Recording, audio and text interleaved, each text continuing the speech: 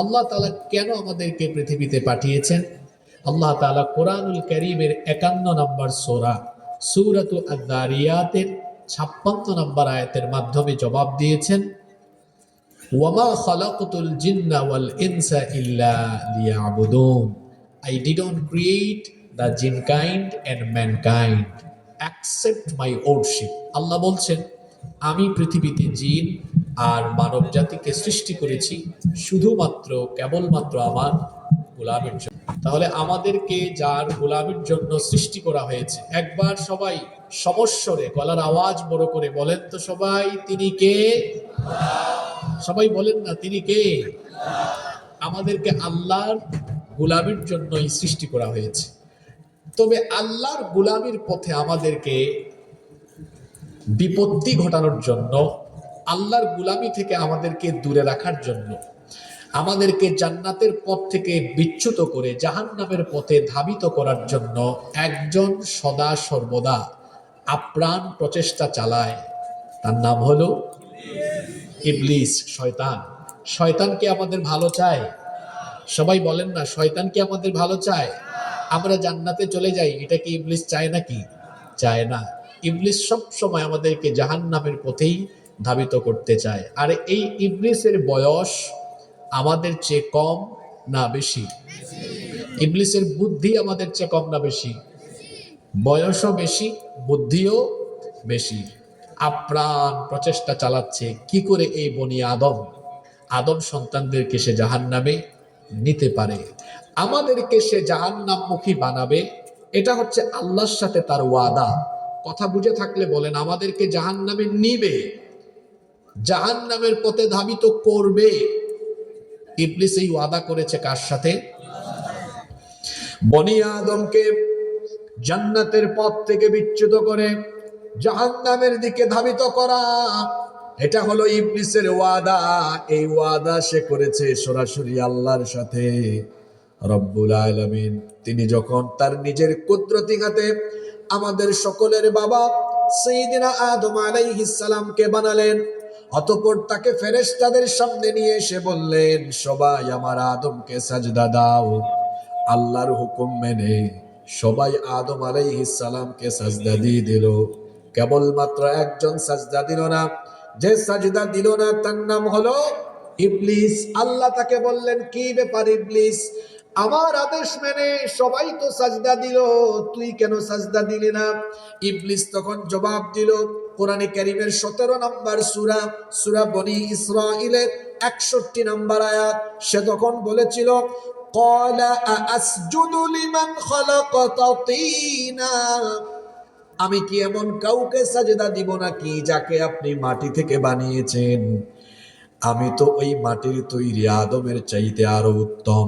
সে আরো বলেছিল, কোরআনে কারীমের 38 নম্বর সূরা, সূরাতুস সাদের 76 নম্বর আয়াত থেকে আল্লাহ বলছেন, ইবলিস বলেছিল, ক্বালা আনা খায়রুম মিনহু খালাকতানি মিন নারিন ওয়া খালাকতাহু মিন তিন। আপনি তাকে মাটি দিয়ে বানিয়েছেন আর আমাকে আপনি আগুন থেকে বানিয়েছেন। আগুন তো ঊর্ধ্বমুখী, কেন আমি নিম্নমুখী হয়ে আদমকে সাজদা দিব? আমি তো তার চাইতে উত্তম।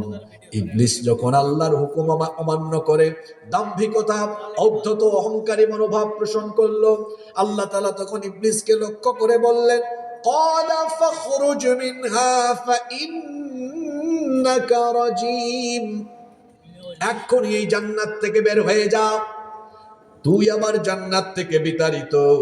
আল্লাহ ইবলিসকে আরো বললেন, ওয়া ইন্না আলাইকা লা'নাতি ইলা ইয়াউমিদ্দিন, বিচার দিবস পর্যন্ত তোর উপর আমার লানত। আল্লাহ তাআলা যখন ইবলিসকে জান্নাত থেকে বের করে দিলেন, সে তখন আল্লাহর কাছে একটা আবেদন জানাতে চাইলো। আল্লাহ বললেন, ঠিক আছে, কি আবেদন করবি কর। ইবলিস তখন বলল, ক্বালা আনযিরনি ইলা ইয়াউমি ইউবআসুন, ডে অফ রিজারেকশন, পুনরুত্থান দিবস পর্যন্ত আমাকে অবকাশ দাও, সুযোগ দিয়ে দাও। আল্লাহ তাআলা তখন তাকে বললেন, ক্বালা ইন্নাকা মিনাল মুনযারিন ইলা ইয়াউমিল ওয়াকতিল মা'লুম।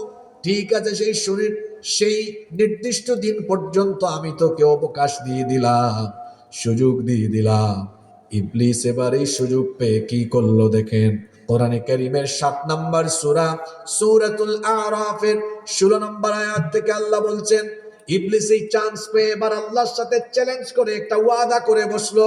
সে তখন বলল, قال فبما أغويتني لأقعدن لهم صراطك المستقيم। তুমি যে আদমের কারণে আমাকে জান্নাত থেকে বের করে দিয়েছো, এই আদম এবং তার সন্তানদেরকে সোজা পথে চলতে বাধা দেওয়া, অর্থাৎ জান্নাতি পথে চলতে বাধা দেওয়া, এটাই হবে এখন থেকে আমার প্রধান কাজ।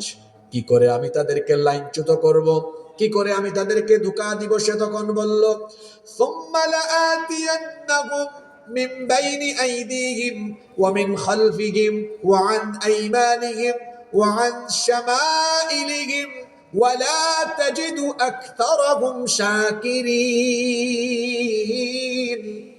সে তখন বলল, আমি এই বনি আদমকে সামন দিক থেকে, পিছন দিক থেকে, ডান দিক থেকে, বাম দিক থেকে চতুর্মুখী সর্বনাশী হামলা, আমার চতুর্মুখী প্রতারণার জাল বিস্তার করে করে ধোঁকা দিয়ে দিয়ে তোমার জাহান্নামটাকে বনি আদম দিয়ে আমি ভরে ফেলবো। ইবলিস এই ওয়াদা করলো কার সাথে? আস্তে বলবেন না, জোরে বলেন, কার সাথে? তাহলে আপনাদেরকে ধোঁকায় ফালাইয়া আপনাদেরকে জাহান্নামে ঢুকাবে, এই ওয়াদা ইবলিস করে এসেছে কার সাথে? আপনাদের কি মনে হয় এই ওয়াদা করার পরে ইবলিস বসে আছে, তাই না? কন্টিনিউয়াস 24টা ঘন্টা ইবলিস আমাকে আপনাকে খুঁচাখুচি করে, কি করে আমাকে আপনাকে জাহান্নামে নিতে পারে, এই দুশ্মনী ইবলিস আমাদের সাথে আরম্ভ করেছে কখন? মায়ের উদর থেকে, মায়ের পেট থেকে আমরা বের হয়েছি যখন, সেই দিন থেকে ইবলিসের দুশ্মনী আরম্ভ হয়েছে। বলেন তো দেখি, মায়ের পেট থেকে সন্তান বের হলে হাসে না কাঁদে? সবাই শুনতেছেন না? বলেন দেখি, মায়ের পেট থেকে সন্তান বের হলে হাসে না কাঁদে? আজ পর্যন্ত কোন শিশু মায়ের পেট থেকে বের হয়ে হাসলো না, সবাই কাঁদে। প্রশ্ন হলো, মায়ের পেট থেকে সন্তান বের হলে কাঁদে কেন? আমরা অনেকে জানি না। বুখারীর হাদিস শুনে নেন, কেন মায়ের পেট থেকে সন্তান বের হলে কাঁদে। সবচাইতে বেশি সংখ্যক হাদিস যে সাহাবী বর্ণনা করেছেন, সাইয়্যিদুল মুহাদ্দিসিন আবু হুরায়রা রাদিয়াল্লাহু আনহু, এই হাদিসের বর্ণনাকারী সাহাবী, তিনি বলছেন, عن أبي هريرة رضي الله عنه قال سمعت رسول الله صلى الله عليه وسلم, তিনি বলেছেন, আল্লাহর রাসূলকে আমি বলতে শুনেছি, তিনি বলেছেন, মা মিন বানি আদম মাউলুদুন ইল্লা ইয়ামাসসুহু শাইতানু হিনা ইউলাদ।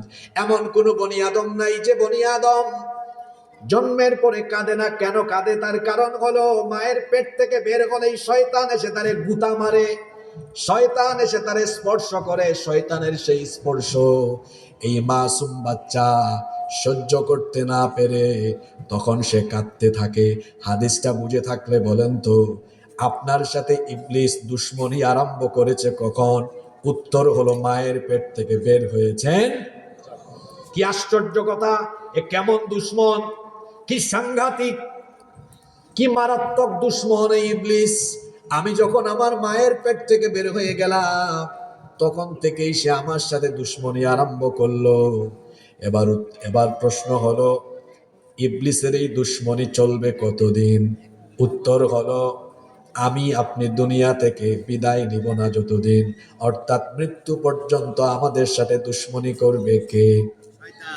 আস্তে বলবেন না, জোরে বলেন, কে? আমাদেরকে জাহান্নামের পথে ধাবিত করার জন্য ইবলিস দুইটা বিশেষ ক্ষমতা পেয়েছে। এই দুইটা ক্ষমতা ইবলিস ছাড়া আর কারো নাই। ইবলিসের কয়টা বিশেষ ক্ষমতা আছে? দুইটা বিশেষ ক্ষমতা আছে। নাম্বার 1, এক নাম্বার হলো বুখারী এবং মুসলিম শরীফের হাদিস, আল্লাহ নবী বলেছেন, ফাইন্নাশ শাইতানা ইয়াজরি মিন আহাদিকুম মাজরাদ দাম, নিশ্চয়ই ইবলিস তোমাদের, শয়তান তোমাদের রক্তকণিকায় বিচরণ করতে পারে, শিরায় শিরায় বিচরণ করে এই ইবলিস ধোঁকা দিতে পারে। এটা হলো তার 1 নম্বর ক্ষমতা।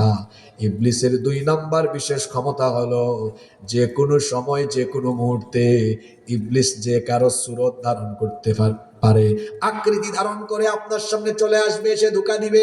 এজন্য মুসলিম শরীফে হাদিস এসেছে, বুখারীতেও হাদিসটি এসেছে, আল্লাহর নবী বলেছেন, মান রাআনি ফিল মানামি ফাকাদ রাআনি, যে ব্যক্তি স্বপ্ন যুগে আমাকে দেখলো সে তো সত্যিকার অর্থেই আমাকে দেখলো। ফা ইন্নাশ শাইতানা লা ইয়াতামাসসালু ফি সূরাতি, নিশ্চয়ই শয়তান সকলের সুরত ধারণ করতে পারলেও আমি নবীর সুরত কোনোদিনও শয়তান ধারণ করতে পারে না।